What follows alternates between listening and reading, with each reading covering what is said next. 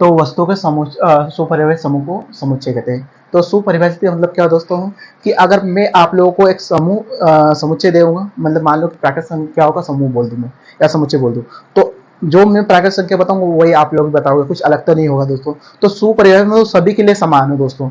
या फिर मैंने बोला कि वो अंग्रेजी वर्णमाला के 26 अक्षरों का समूह है ना, तो मैं भी जो बताऊंगा वही आप लोग बताओगे, अलग तो कुछ नहीं बता सकते दोस्तों। तो ऐसे समूह को हम बोलते हैं समुच्चय, जो सुपरिभाषित हो। जो मैं भी बताऊं तो वही होगा, जो आप बताओगे तो भी वही होगा दोस्तों, है ना। तो ये होता है अपनी सिंपल भाषा में समुच्चय होता है दोस्तों। अब समुच्चय मान लो कि हमने लिखा अंग्रेजी वर्णमाला के स्वरों स्वरों का समुच्चय। तो इसको लिखेंगे दोस्तों, आपको एक पोस्टर बनाना है, ठीक है, इस प्रकार से। इसमें लिखेंगे ए अंग्रेजी वर्णमाला के स्वरों। तो स्वरों को कैसे लिखो दोस्तों, ए, फिर क्या लिखो, यू, आई, और क्या होता है दोस्तों, ओ, और एक अक्षर, एक और क्या होता है दोस्तों, ए हो गया, यू हो गया, आई हो गया, और कौन सा बच रहा है जो अपना अवयव रह गया दोस्तों, ई वाला, है ना। तो ये जो दोस्तों ये होता है हमारे क्या होते हैं, अंग्रेजी वर्णमाला के स्वरों का समुच्चय दोस्तों। 5 होते हैं अवयव, वावेल। तो मैं भी जो बताऊंगा आप लोग वही बताओगे, कुछ अलग तो नहीं बताओगे कि भाई स्वर बदल जाएगा, ठीक है। तो ये जो हमने बनाया, ये मान लो इस प्रकार से, ठीक है, थोड़ा कोष्टक आप लोग बनाना इस प्रकार से। तो ये क्या हो गया, एक समुच्चय हो गया, किसका, अंग्रेजी वर्णमाला के स्वरों का समुच्चय। तो हम इसको इस प्रकार से दर्शाते दोस्तों। अब इसके अंदर जो ये है इसको अवयव बोलते हैं दोस्तों। क्या बोलते हैं, अवयव, अवयव, है ना, इसको अवयव बोलते हैं। तो आप लोगों को ये भी पता है इसको अवयव बोलते हैं, ठीक है। तो ये होता है अंग्रेजी वर्णमाला के स्वरों का समुच्चय। ऐसे बहुत सारे हो सकते हैं, जैसे मैं बोल दूं कि प्राकृत संख्याओं का समुच्चय, या फिर बोल सकता हूँ कि पूर्ण संख्याओं का समुच्चय, है ना, प्राकृत संख्याओं को एन से दर्शाते हैं। तो इस प्रकार से आपको समुच्चय देखने मिला। होल नंबर का देखने को मिला होगा, डब्ल्यू से दर्शाते हैं। तो ये आप लोगों ने 11th में अच्छे से पढ़ा हो दोस्तों। तो ये था हमारा समुच्चय। अब इसमें दो चीजें और पढ़ी थी आप लोगों ने कि समुच्चय को दो प्रकार से लिखा जाता है। एक होता है रोस्टर रूप, इसको सारणीबद्ध रूप भी बोलते हैं, सारणीबद्ध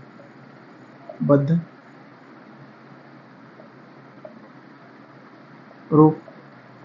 और एक होता है समुच्चय निर्माण रूप, समुच्चय निर्माण निर्माण सॉरी रूप। ये दो प्रकार के आप लोगों ने समुच्चय के प्रकार पढ़े थे दोस्तों। तो रोस्टर रूप से आप परिचित हो दोस्तों। ये जो लिखा है मैंने इसको बोलते हैं अपन रोस्टर रूप, है ना, इसको बोलते हैं रोस्टर रूप। जैसे मैंने एक समुच्चय ले लिया है, ए ले लिया समुच्चय, इसमें लिखा 1 2 3 4 5 6, ठीक है, एक समुच्चय ए ले लिया मैंने, इसको ए से समुच्चय को दर्शाया ए से। अब जो मैंने ये लिखा है ये कौन से रूप में है, ये जो मैंने लिखा है ये कौन से रूप में है, ये हमारा कौन सा रूप है, रोस्टर रूप। कौन सा है, रोस्टर रूप। अब हमें इसको किस में लिखना है, समुच्चय निर्माण रूप में। दोस्तों आप लोगों को एक चीज हमेशा रखना है, इस चिन्ह को हमेशा याद रखना है, इसको बोलते हैं, क्या बोलते हैं दोस्तों, कॉलन। और इसका हिंदी में इस प्रकार से जब इसको दर्शाएंगे तो इस प्रकार से इसका यूज करेंगे, इस प्रकार से। मतलब कि एक्स कोई अवयव है, मतलब हम मान लेंगे कि ए समुच्चय, इसको लिखेंगे कैसे, ए बराबर एक्स, इनको सबको एक्स मान लेंगे, एक्स कॉलन एक्स लिख देंगे इस प्रकार से। और एक्स क्या है, एक्स को क्या लिख सकते हैं, एक्स क्या है, प्राकृत संख्याओं, प्राकृत संख्या है, एक्स क्या है, प्राकृत संख्या है, संख्याएं क्या है, प्राकृत संख्या है। और एक्स क्या है, एक्स इस प्रकार है कि एक्स क्या है, प्राकृत संख्या। आप लोगों को ये आपको अच्छे से याद रखना है। सेमीकोलन को किस प्रकार से, इसको हम क्या मान लें, एक्स मान लें कुछ समय की, ये क्या है, एक्स है सब। तो एक्स इस प्रकार है कि एक्स जो है वो प्राकृत संख्या है। लेकिन आप बोलोगे सर कि प्राकृत संख्या क्या होती है, जो एक से लेकर तक जाती है, तो ये तो 6 तक है। तो हम इसमें और चीज क्या करेंगे कि एक्स, एक्स इस प्रकार है कि एक्स एक प्राकृत संख्या है, कॉमा या तथा, कॉमा लगा दो या तथा, एक्स जो है वो क्या है, एक्स जो है वो 6 के बराबर, ओ सॉरी 6 के बराबर और 6 से छोटा है। इस प्रकार से लिखना दोस्तों। इसको आप लोग याद रखना, ग्रेटर देन और लेस देन, है ना, ग्रेटर, और इसको याद रखना लेस देन। ठीक है, लेस देन मतलब बड़ा और छोटे का चिन्ह आप लोग को याद रखना। तो देखो क्या लिखा है, इसका मतलब क्या हो, ये नीचे जो लिखा है ना इस प्रकार से बराबर भी है और 6 से छोटा भी है। एक्स क्या है, बराबर भी और 6 से छोटा भी, बराबर छोटा है ना, बराबर छोटा मान लो, छोटा या फिर लेस देन, ठीक है, इस प्रकार से। तो इसको आप लेंगे, एक्स एक प्राकृत संख्या है, जहां जहां ऐसा जहां करके भी लिख सकते हो, कॉमा लगा के लिख सकते हो, जहां एक्स क्या है, एक्स जो है वो से 6 से छोटा भी है और बराबर भी है। इसको मैं दोस्तों ऐसा भी लिख सकता हूँ, या एक्स जो है वो क्या होगा, एक्स जो है वो 7 से छोटा होगा, ये भी सही है दोस्तों। दोनों है, अपने ऊपर है कि आपको कैसे लिखना है दोस्तों। तो ये हमारा समुच्चय निर्माण हुआ, क्या हो, समुच्चय निर्माण रूप। तो यहाँ पर आप लोगों ने 11th में ये चीज पढ़ी थी, रोस्टर रूप, समुच्चय निर्माण रूप, है ना। तो रोस्टर रूप क्या होता है, रोस्टर रूप हमें कोष्टक के अंदर लिखते हैं उसको, ठीक है, अवयव जो हमारे रहते हैं, अवयव बोला ये अवयव होते हैं, और इसी को हमने एक रोस्टर रूप में मान लिया, एक्स कोई अवयव है ना। एक्स इस प्रकार है कि एक्स प्राकृत संख्या है ना, जहाँ एक्स क्या है, जहाँ एक्स क्या है, एक्स 6 से छोटा है और 6 के बराबर है, या फिर बोलो 7 से छोटा है, वही बात आती है ना।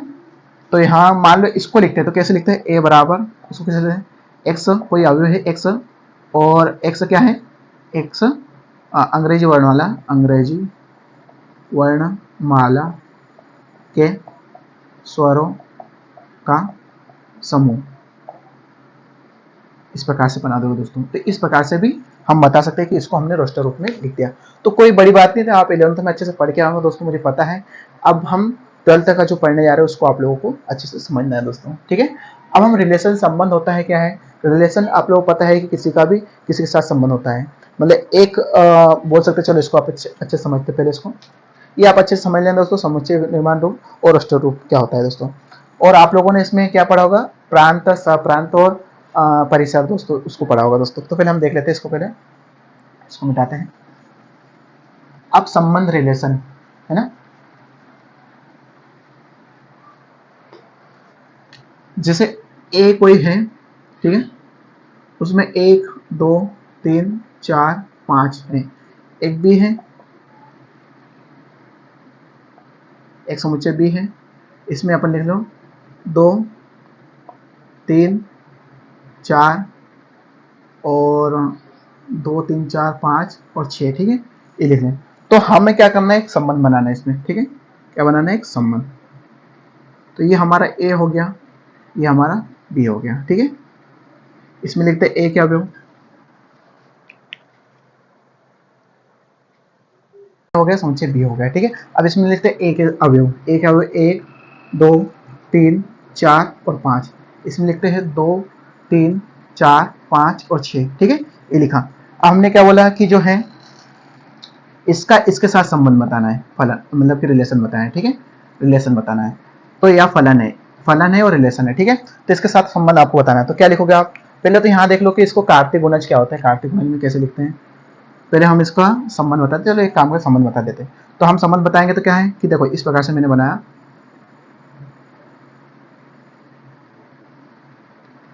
इस प्रकार से मैंने एक संबंध बनाया, ठीक है।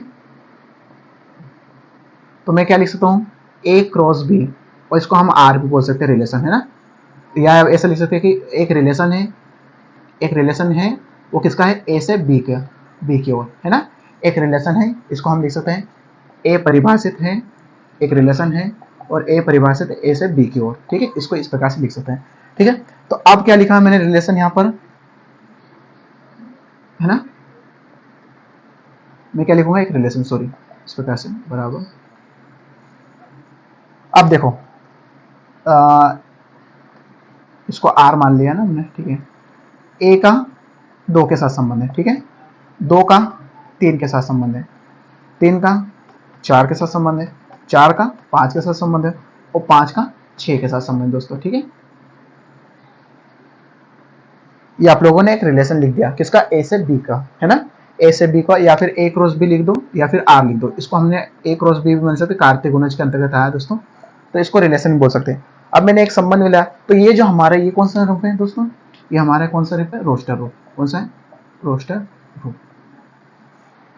अब मुझे इस रिलेशन को किस में लिखना है, सारणीबद्ध रूप में, सारणी रूप में लिखना है। तो क्या होगा दोस्तों, तो हम लिखेंगे कि देखो आपको क्या लिखना है कि इसको ए ए मान लो, इसको बी मान लो, या फिर इसको एक्स मान लो, इसको वाई मान लो, ठीक है, एक्स मान लो, इसको वाई मान लो। तो एक्स और वाई, एक्स और वाई कॉमा, ये रिलेशन बता रहे हैं, ठीक है। एक्स और वाई इस प्रकार है कि जो है एक्स जो है वो एक्स क्या है, एक्स क्या है, एक्स 1 अधिक है ना, एक्स क्या है 1 अधिक, सॉरी वाई क्या है, सॉरी तो इसको मान लेते हैं एक्स और इसको मान लेते हैं वाई। ये हमने ए और बी तो समुच्चय माना है दोस्तों, लेकिन एक प्रकार से एक और नाम देते हैं एक्स और वाई। तो एक्स और वाई इस प्रकार है, एक्स और वाई इस प्रकार है कि जो एक्स है, जो वाई है, चलिए दोस्तों, जो वाई है, जो वाई है वो क्या है, वो जो है एक्स प्लस 1 है ना। और जहां एक्स ए के अवयव है और वाई बी के अवयव है दोस्तों, इसको ये जो चिन्ह है बनाया हमने, इसको एप्सिलॉन बोलते हैं, एप्सिलॉन, एप्सिलॉन बोलते हैं, एप्सिलॉन, और इसको एप्सिलॉन बोलते हैं। इसका मतलब क्या होता है दोस्तों, मतलब हम बोल सकते हैं अवयव है, इसका अवयव है, इसमें अवयव है, इसको हिंदी में इस प्रकार से बोला, जैसे मैंने बोला कि जो है ये लिखा मैंने, एक्स जो किससे लिया गया है, ए से लिया गया, वाई किससे लिया गया, बी से लिया गया। देखो आप देखो, ये जो ए, ये एक्स किससे लिया गया, ए से, और जो वाई लिया गया है वो बी से लिया गया, मतलब लिया गया, उसके अवयव है, इसको अवयव बोलते हैं ना, इसको अवयव बोलेंगे, घटक बोलेंगे, है ना, घटक अवयव। इसको अब ये दोस्तों ये कॉमा लगा दो यहाँ पर, तो ये अपना अवयव बन जाएगा, ये क्या बन जाएगा, अवयव। अब ये अवयव नहीं है, अवयव ये बन जाएगा, ठीक है। तो ये जो अवयव है ये हम बोलेंगे इस प्रकार है, किससे संबंध है, किसका रिलेशन बोल सकते हैं, हम बोल सकते हैं इससे रिलेटेड है, ठीक है। चलिए अब हम पढ़ने वाले कार्तीय गुणन। कार्तीय गुणन क्या होता है दोस्तों, जैसे मान लो एक समुच्चय ए है, ठीक है, इसमें अवयव है हमारे 1 2 3, ठीक है, 3 मान लो। एक दूसरा समुच्चय है बी, ठीक है, उसको मान लो आप क्या मान लो, 4 5 6 मान लो, ठीक है, 6 मान लो। तो ये 2 समुच्चय हमारे। अब आपको इसको कार्तीय गुणन, मतलब कार्तीय गुणन कभी ए क्रॉस बी, मतलब ए गुना बी आपको लिखना है, तो हमारा क्या होगा, इसको आप लिख कैसे सकोगे, कैसे लिखोगे इसको आप, ये चिन्ह आप अच्छे से बना रहे हैं दोस्तों, ठीक है। तो इसको लिखना है तो आपको क्या करना है, पहला ए का अवयव उठाना है 1, उसके बाद बी का अवयव, ठीक है 4, उसके बाद फिर 1 उठाना है, फिर अगला अंक उठाना है, उसके बाद फिर 1 उठाना है, फिर 6 उठाना है, मतलब 1 का इन सबके साथ बताना पड़ेगा आप लोगों को, ठीक है। उसके बाद आप क्या बचा, फिर 2 है, तो 2 का 4 के साथ, 5 का, सॉरी 2 का 5 के साथ, 2 का 6 के साथ, यहाँ पर भी कॉमा लगा, ठीक है, कॉमा नहीं लगा तो भी चलेगा, 6 के साथ, उसके बाद 3 का 4 के साथ, 3 का 5 के साथ, 3 का 6 के साथ दोस्तों, ठीक है।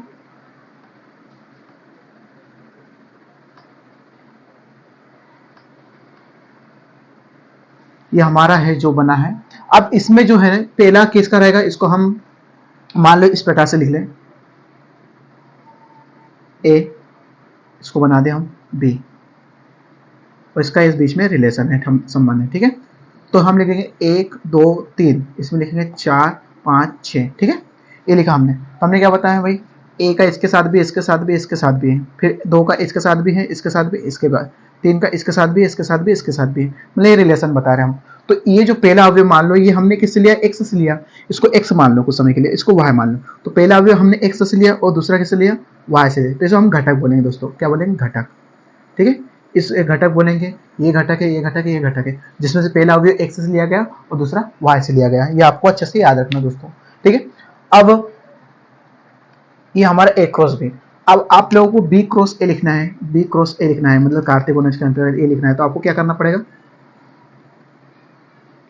आपको क्या लिखना पड़ेगा, पहले 4 को आगे लेना, 4 के साथ 1, ठीक है, 4 के साथ 2 और 4 के साथ 3, इसी प्रकार से 5 के साथ 1, 5 के साथ 2 और 5 के साथ 3, इसी प्रकार से 6 के साथ 1, 6 के साथ 2, 6 के साथ 3, इस प्रकार से हम लिखेंगे दोस्तों इसको। तो ये हमारे कार्तीय गुणज। आप लोगों को अगर ए क्रॉस बी लिखना हो और बी क्रॉस ए लिखना हो तो किस प्रकार से लिख सकते हैं दोस्तों, है ना। तो ये हमारा कार्तीय गुणज का है रिले। तो अब आप लोगों को संबंध तो पढ़ना है दोस्तों, ठीक है, संबंध अब देख लेते हैं हम।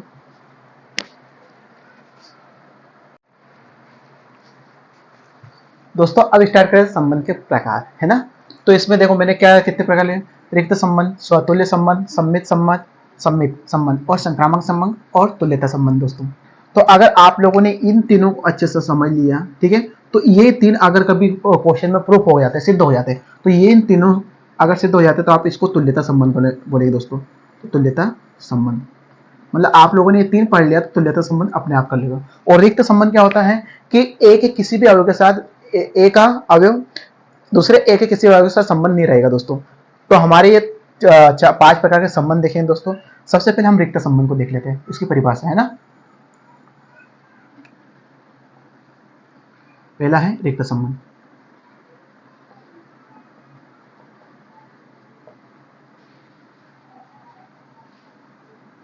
मान लो ए पर परिभाषित संबंध रिक्त संबंध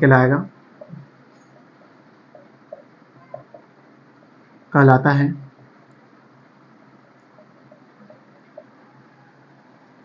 रिक्त संबंध होगा जब ए का कोई भी अवयव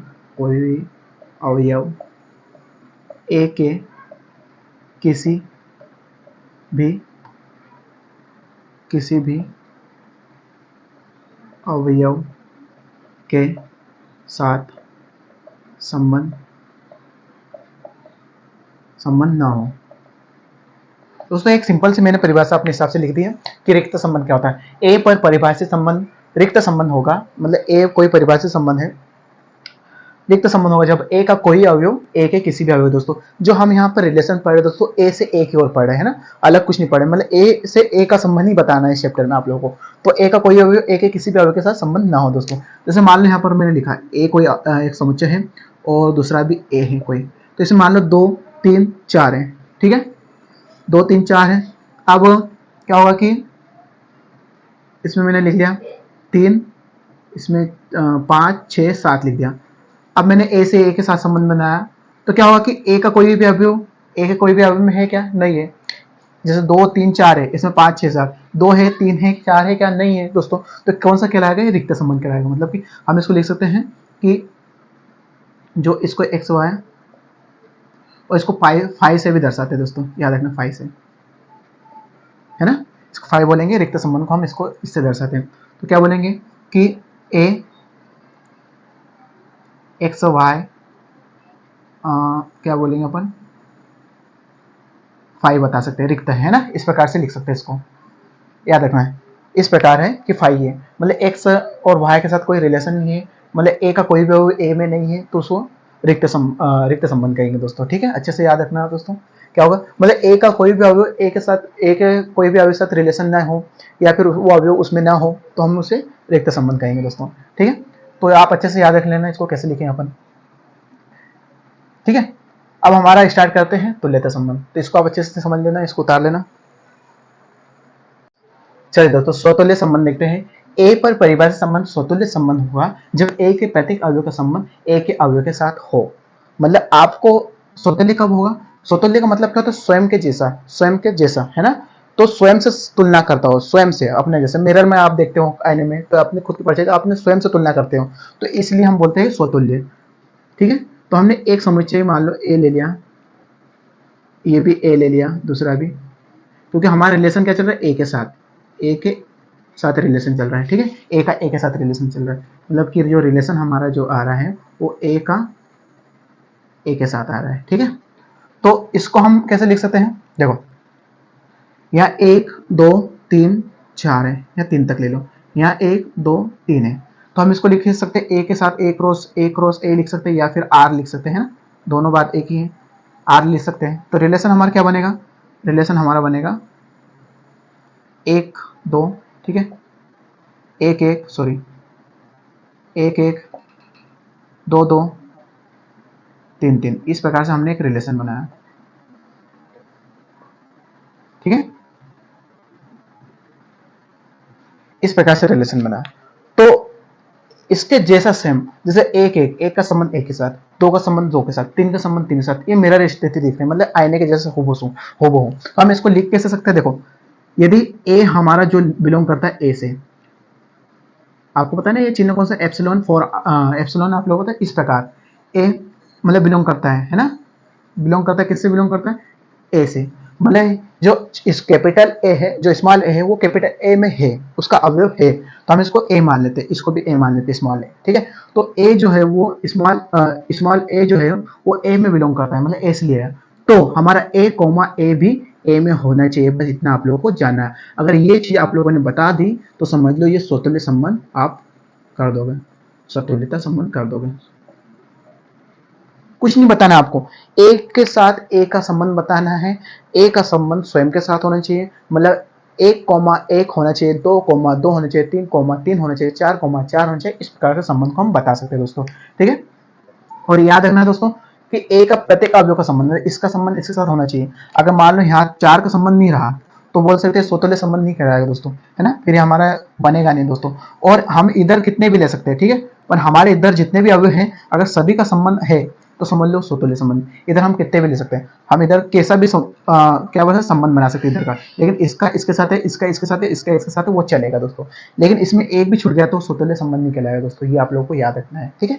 मतलब प्रत्येक अवयव, जितने भी अवयव इधर का, जितने भी अवयव छोड़ना नहीं है, जितने भी अवयव सबका संबंध अगर इधर होगा तो स्वतुल्य संबंध होगा, अन्यथा स्वतुल्य संबंध नहीं होगा। आप लोगों को ये बात अच्छे से याद रखना।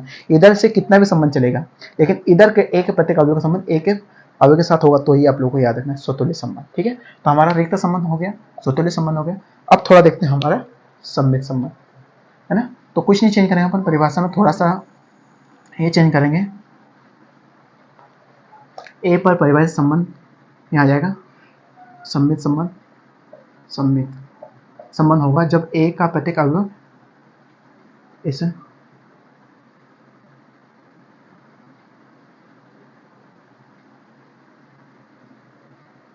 ए पर परिभाषित संबंध सम्मित संबंध होगा जब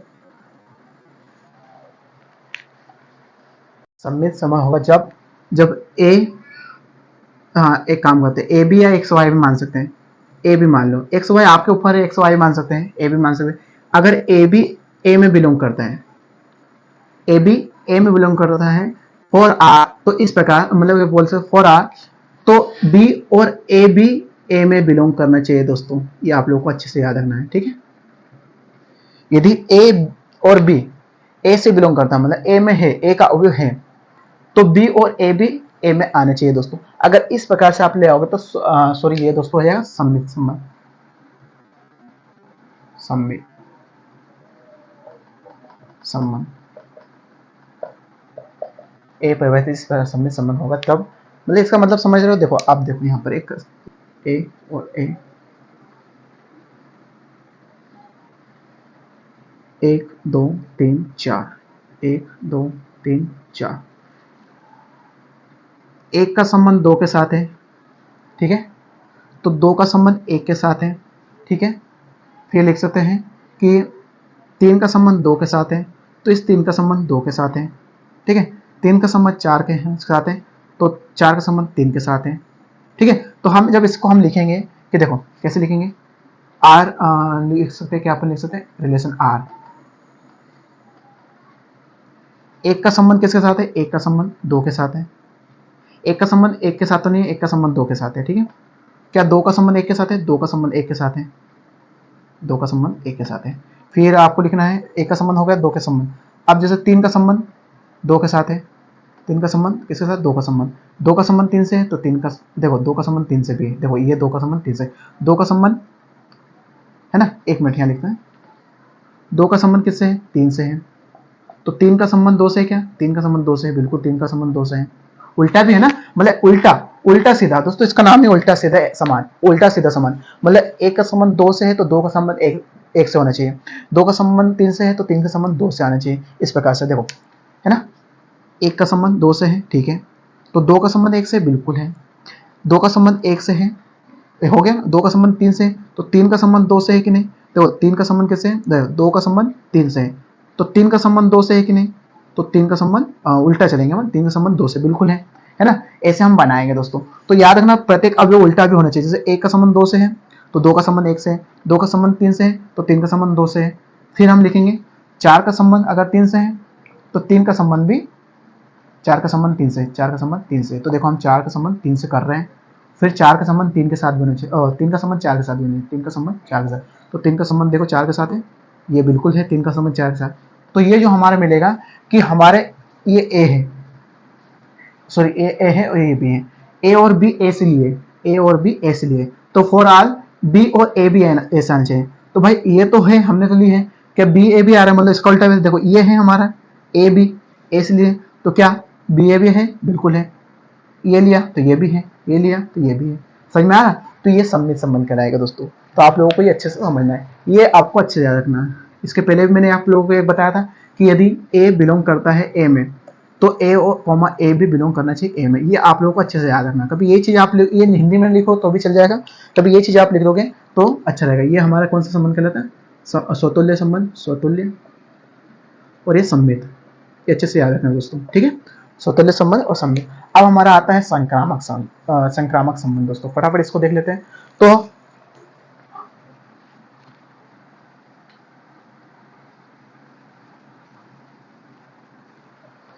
देखो संक्रामक संबंध,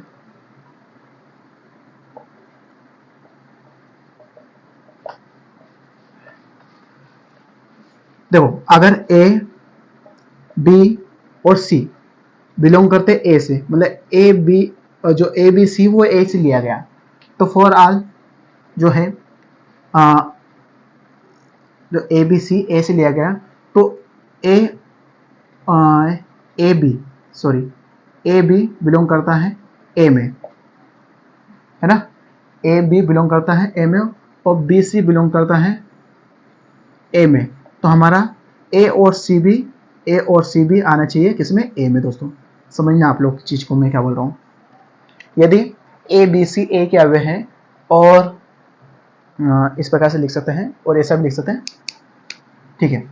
तो देखो ए बी ए के अवयव है, बी सी ए के अवयव है, तो ए और सी भी इसके अवयव होना चाहिए दोस्तों, ठीक है। कैसे, देखो मान लो एक समझे, देखो मैंने लिखा क्या, एक रिलेशन बनाता हूं, जैसे 1 2 है ना, 2 3, 1 2 2 3, तो हमारा 1 3 का संबंध होना चाहिए। समझ में आ रहा है क्या बोलो, 1 2 2 3 मतलब A B B C, A B B C, समझ में आ रहा है, ए बी बी सी, तो हमारा ए सी का भी संबंध होना चाहिए। तो ए क्या है, 1 और 3, ये चीज को आपको समझना रहेगा दोस्तों, है ना, समझ में आया। फिर वैसे मान लो कि ये हो जाएगा, फिर हम क्या लिख सकते हैं, 2 3 है ना, 2 3 3 4, तो हमारा 2 और 4 भी आना चाहिए, 2 और 4 भी आना चाहिए। इस प्रकार से अगर रहा तो हम बोलेंगे वहाँ संक्रामक संबंध दोस्तों। तो ये चीज को आपको अच्छे से रखना है याद, ये बहुत इंपॉर्टेंट है दोस्तों। अगर ए बी सी ए के अवयव है तो ए बी ए का अवयव होना चाहिए, बी सी ए का होना चाहिए और ए और सी भी ए का अवयव होना चाहिए, तभी हम बोलेंगे वहाँ संक्रामक संबंध है दोस्तों।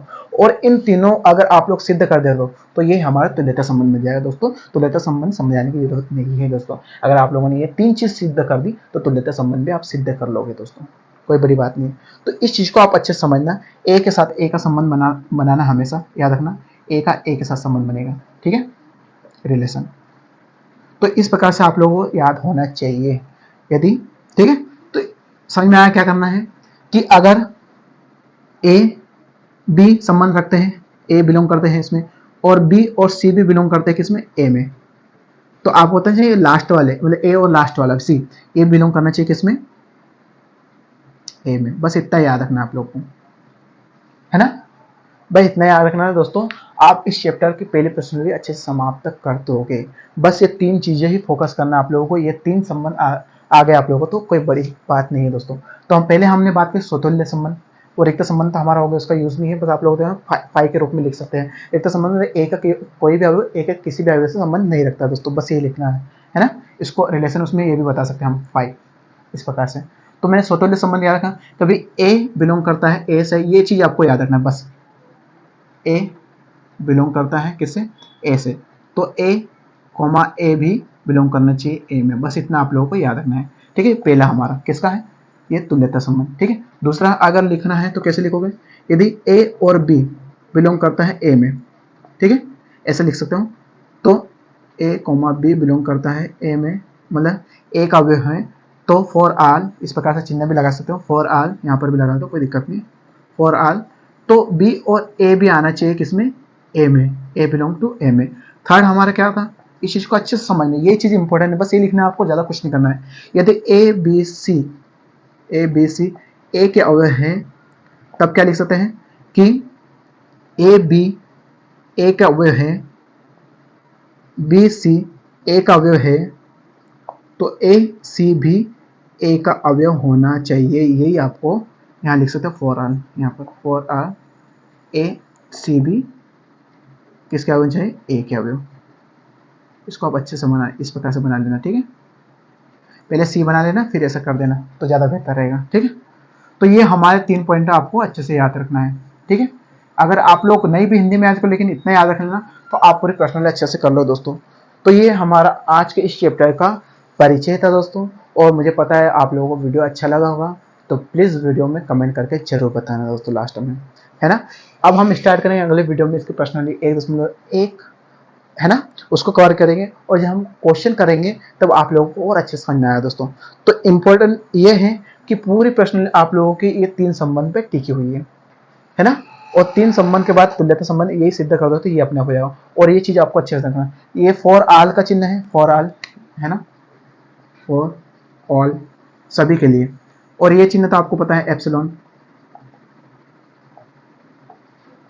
है ना, बिलोंग टू मतलब समुच्चय है इसका, हम बोलते हैं ना ये समुच्चय का संबंध है इससे है। मतलब हमने जैसे मान लो ये लिखा 1 2 3 4, ये ए है, तो ये ए किसका अवयव है, ए जो अवयव है ए का, है ना।